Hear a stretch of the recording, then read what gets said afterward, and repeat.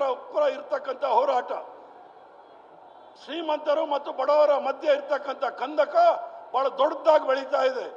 ಅದಕ್ಕಿಂತ ಮೊದಲು ಈ ದೇಶ ದುರಂತಕ್ಕೆ ಅನಾಹುತಕ್ಕಾಗೋಕ್ಕಿಂತ ಮೊದಲು ನಾವೆಲ್ಲರೂ ಸಹ ಎಚ್ಚೆತ್ಕೊಳ್ಬೇಕು. ಯುವ ಕಾಂಗ್ರೆಸ್ ಅವರು, NSU ಅವರು ಚೆನ್ನಾಗಿ ಸ್ಲೋಗನ್ಗೆ ಹೋಗ್ತೀರಾ. ನಾವೆಲ್ಲ ಅದರಲ್ಲೇ ಸ್ಪೆಷಲಿಟಿ ತಗೊಂಡಿರೋರು.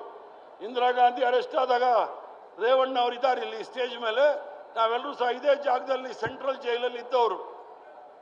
ಯುವ ಕಾಂಗ್ರೆಸ್ ಅವರು, NSU ಅವರು ಸ್ಲೋಗನ್ ಜೊತೆಗೆ ಜೈಲ್ಗೆ ಹೋಗುವಂಥ ಪ್ರವೃತ್ತಿ ಬೆಳೆಸ್ಕೊಳ್ಳಿ, ಆಗ ಮಾತ್ರ ನಿಮ್ಮ ಭವಿಷ್ಯ ಇರುತ್ತೆ.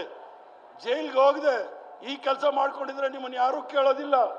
ಜೈಲ್ಗೆ ಹೋಗ್ಬೇಕಾಗಿರೋದು ರಾಹುಲ್ ಗಾಂಧಿಯವ್ರ ಪರ, ಜೈಲ್ಗೆ ಹೋಗ್ಬೇಕಾಗಿರೋದು ಸೋನಿಯಾ ಗಾಂಧಿಯವ್ರ ಪರ, ಜೈಲ್ಗೆ ಹೋಗ್ಬೇಕಾಗಿರೋದು ಕಾಂಗ್ರೆಸ್ನ ಪರ, ಜೈಲ್ಗೆ ಹೋಗ್ಬೇಕಾಗಿರೋದು ನರೇಂದ್ರ ಮೋದಿ, ಅಮಿತ್ ಶಾ ವಿರುದ್ಧ ಅಂತ ಹೇಳಿ ನನ್ನ ಮಾತು ಮುಗಿಸ್ತೇನೆ.